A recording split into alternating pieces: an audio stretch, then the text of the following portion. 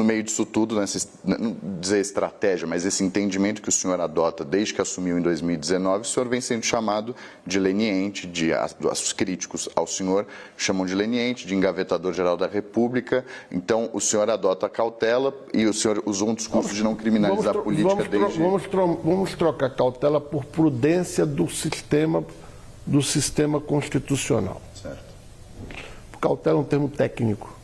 E como nem todos os jornalistas têm formação jurídica, ou não têm a sua honestidade intelectual, vamos usar o termo prudência, proporcionalidade, razoabilidade, adequação, que são termos do devido processo legal substancial.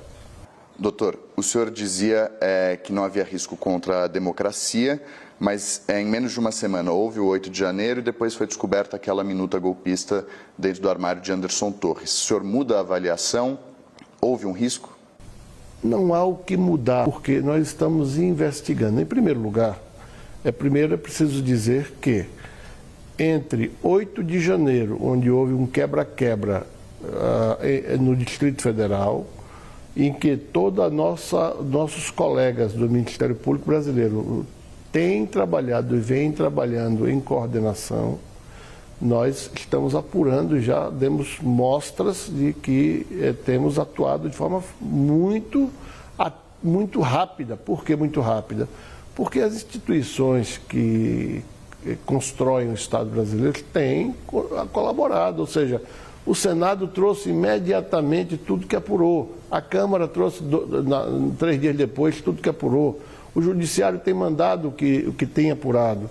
Ou seja, no ambiente de milhares de pessoas, nós não temos condições, ninguém tem condição de resolver o assunto com a rapidez desejada. Mas o senhor vê algum tipo de crime nessa minuta que foi descoberta no... A questão não é de crime, estou falando de prerrogativas do Ministério Público, que nós estamos defendendo há 3 anos e 4 meses que eu estou aqui, cuja defesa dessas prerrogativas começou com a minha eminente antecessora, a doutora Raquel Dodge, e que continuará certamente com o meu sucessor, se porventura o Supremo Tribunal Federal não preservar nos autos nosso dever funcional.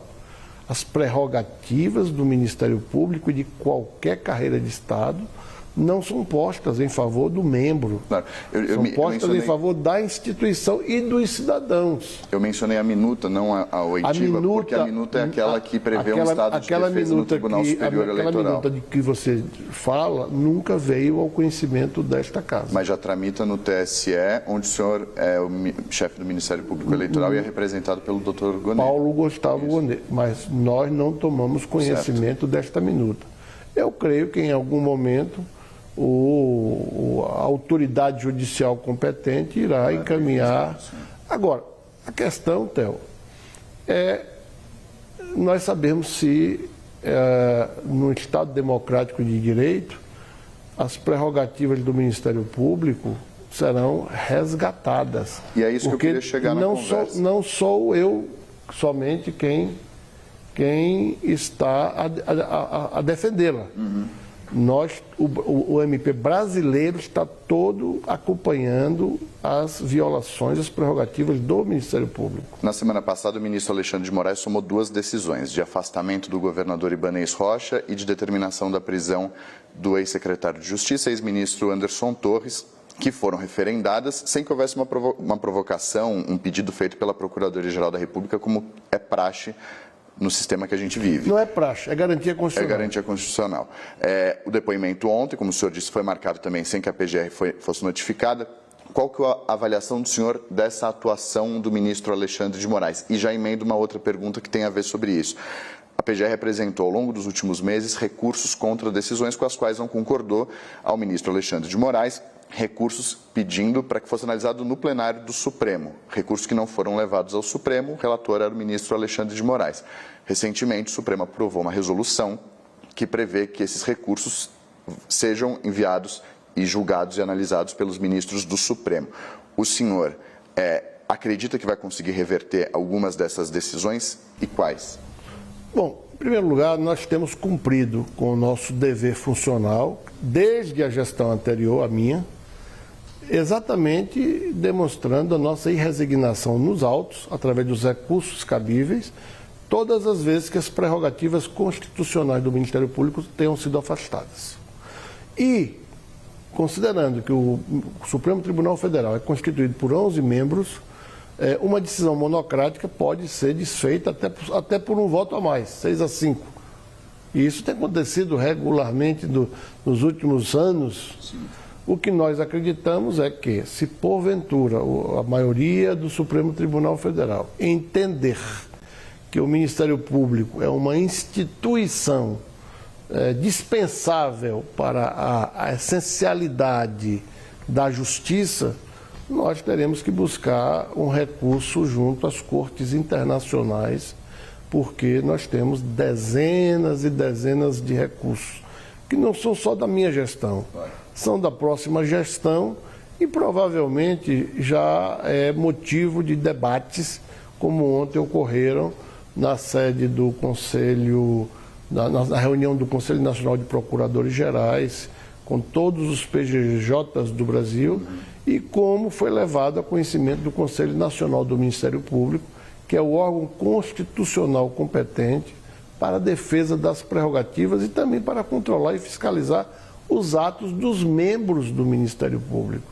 A última vez que a gente conversou aqui na CNN, o senhor disse em agosto que havia zero risco de Jair Bolsonaro não aceitar o resultado das eleições. Aí o senhor afirmou que os discursos dele eram meras retóricas. E o senhor bate sempre nessa tecla da importância de separar o discurso político do discurso jurídico, que é onde entra a atuação do senhor e da equipe do senhor no Supremo e em demais tribunais. O senhor disse, meras lucubrações não correspondem a nenhum crime. Na sexta-feira, a pedido da Procuradoria-Geral da República, o ex-presidente Jair Bolsonaro passou a ser investigado no Supremo Tribunal Federal pelo que aconteceu no dia 8 de janeiro. O que mudou? O que muda é o fato de nós termos um evento concreto que, embora esta concretude não se dirija diretamente ao presidente, ao ex-presidente, apenas se apresenta no contexto dos demais fatos. O discurso de qualquer natureza precisa ser interpretado no ambiente em que se faz e no contexto em que ocorre. Nós não podemos esquecer que, se fôssemos criminalizar a política como foi criminalizado pela Lava Jato e por segmento do Poder Judiciário há algum tempo atrás, nós teríamos que também criminalizar toda a sátira que vem desde os gregos. Os gregos já conheciam a sátira, os gregos já conheciam as tragédias. E modernamente, o Estado moderno, a democracia moderna, tem como primado a liberdade de expressão. Se nós começarmos hoje, aqui, a prender, a punir e a lançar no catre quem quer que se manifeste, jocosamente que seja, como tantos grandes comediantes do Brasil, como Jô Soares, Chico Anísio e tantos outros, Agildo Ribeiro, tantos outros fizeram blague durante o governo militar das suas piadas, ou as músicas do Chico Buarque, Caetano Veloso. Se nós fôssemos criminalizar essas manifestações poéticas e literárias e muitas vezes políticas, nós teríamos aí sim... Só que nesse caso ultrapassou uma linha, né? Bom... Da retórica. Essa linha da retórica, quem tem que julgar é o povo.